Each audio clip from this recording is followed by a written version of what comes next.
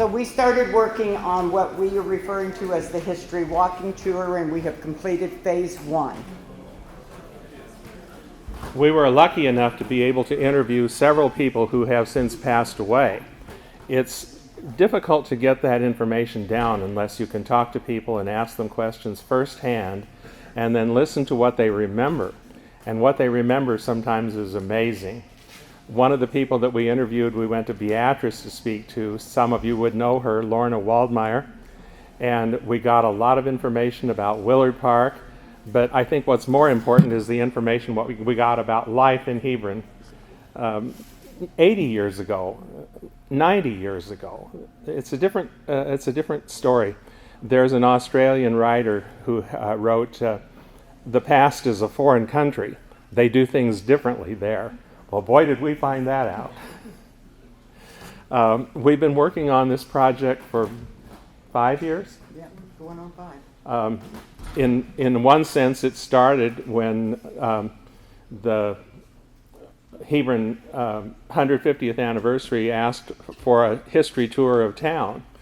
And I was lucky enough to be able to conduct that on a trolley where we went around town and looked at sites. And then from there, we started talking about sites that we wanted to put signs up for or remember in some way. And so we have sites marked, in some cases with signs on the buildings, in some cases with signs that are outside the buildings. And we're planning on a second phase of this tour that will talk about the CC camp that became the POW camp here in Hebron, the college that many people don't even realize was here at one time, things of that nature. We're going to go back even a little deeper and talk about Fort Butler and the Oregon Trail. So I'm going to hand the mic over to Linda and let her talk a little bit about that part of it. Well, history has kind of been my thing, even though I grew up going to Hebron High School and having Mr. Kolba and Mrs. Hughes as my music instructors. And just as our speaker mentioned this morning, what a great background we all had in these small communities. And I'm so grateful. I took the 60-year class through the high school the other day, and believe it or not, it took 2 hours. And it wasn't because we walked slow. They looked at everything, all the new additions, and it was a wonderful experience of sharing our common memories of different teachers and different experiences. I did relate one experience that was pretty traumatic to Roger Pumphrey. His brother Hal was in my class, and Hal, we didn't know in high school, became a doctor. And one of his experiments in high school, in one of our rooms, must have been a little bit bored, he picked up a paper punch and punched his ear. And it bled like you would not believe. And of course, his brother enjoyed that story immensely. And it was a traumatic thing that my classmates have never forgotten. So that's pretty typical of growing up in the small community and sharing those interesting experiences in your life. My experience here, I actually taught history for over 30 years at Superior, and so I was asked to help with the Cattlemen's Ball a few years ago here in the local community, and my experience then with local history kind of started at that time. We had a 60 by 90 history tent that traced fighting cancer on the Oregon Trail. So I started to do a lot more local research, and I worked also as a docent at the History Museum in Lincoln, and so I got a lot of training for a year on Nebraska history, which in AP American history, and I taught world history, you don't have that experience so much when you're teaching your classes in high school. So I really started focusing more on state and local history. I want to mention right now, too, as I see her sitting out here, one resource in Thayer County we're so lucky to have is Jackie Williamson in Belvedere at the museum. And I did a lot of research. And I'm so appreciative that she's joined us today, because it was a tremendous resource for me as I've done local history for all of us, basically. And so we're glad she's here to share this experience with us. We started our committee a few years ago, did many interviews. Johnny and Idana are here in the second row. We went to their house, and 3 hours later, 3, I think it was closer to 4. it was so enjoyable. After coffee and donuts. Yeah, and then she shared rolls and coffee. So she figured we were getting hungry after 3 hours of interview. But it was so interesting to hear all of the local stories of businesses and people who lived here and worked here in the community. And we all enjoyed that immensely and gained a lot of very special stories from Johnny and Idana. So that was kind of how we all got involved and got started. We do have that all recorded history, and we're working on trying to get that edited a little bit. So for 4 years now, we've had regular meetings, and each of us has researched in depth. And on the signs, by the way, what we've done, and it's new technology, is we've put QR codes on the signs. So when you get your phone, most of you, if you eat in restaurants, you have to QR code. You put your phone on the QR code and open it up, and you get a little more in-depth history of this site. And we had mostly high school students record those for us to kind of have them involved also in this process. So I had to show one of the gentlemen downtown, Mr. Labor, how to QR code, because he wasn't familiar with it. He knew what it was, but he had never used it on his phone.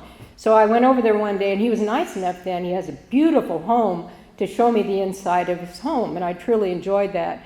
But the recordings give you more in-depth information. So what's taken so long is doing the research to try to make sure that we were doing appropriate information and accurate information as much as we could.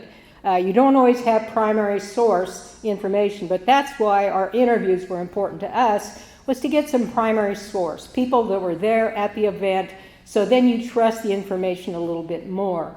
So anyway, we have picked, 15 sites now? I think there's actually 17 or 18. 18. There's 3 in the city park downtown in Roosevelt Park. We start there with Fort Butler and some of the early history. This community actually started with a group of Christians who moved here after the Homestead Act, of course, and tried to set up homesteads, and they were called Union Colony, and that basically is the background of the Christian church. And so that is the beginning of this community. But Fort Butler provided them some protection from the Native American rebellions in that mid-1860s revolt, and so that's basically why Fort Butler was important. It was more of a National Guard, local militia group that protected the Union Colony, the 18 people who came here as our founding fathers for this community. So that's basically how we started, and then we've done some of the houses, like Joseph Prentice, the only Nebraskan to win the Medal of Honor in the Civil War. His home is on the site, and he's one of the early settlers here locally. And then we've added other things, some of the early church history, the Christian church, the Presbyterian church, all have signs about the history of those. And then, of course, Mary Green's house and her daughter, Ivy, that house, those are also on there because of their linkage to the suffrage developments in our local community here. Thayer County is very important because that's where the suffrage movement in Nebraska actually started to be organized by a local group of women, approximately 35 women, under the leadership of Lucy Correll. So that's basically why Thayer County is so important in the suffrage movement in Nebraska and in the western regions. And the Corrells, of course, published what was called the Western Journal, and the Western Journal spread the suffrage ideas into the western regions. So those things are all really important in the early history, and we are going to talk about that a little bit more in our program. Anybody else have something you want to? I want to make one more comment that backs up something that General Kunkel said this morning. He asked about the 4th of July program. Over the last couple of years, we've had a youth group called YAC, Youth Achievement Committee, that has done a wonderful job with Willard Park, rejuvenating it, And this summer, they are taking over the operation of the 4th of July program. These are high school kids. We're starting them early on some of these projects because some of us are getting to be old duffers and we're not going to be around to do some of this. Your turn.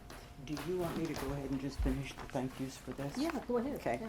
Yeah. So today, in addition to doing a dedication for the Hebron Suffrage Legacy of Courage Park, we are also doing an opening of our history walking tour.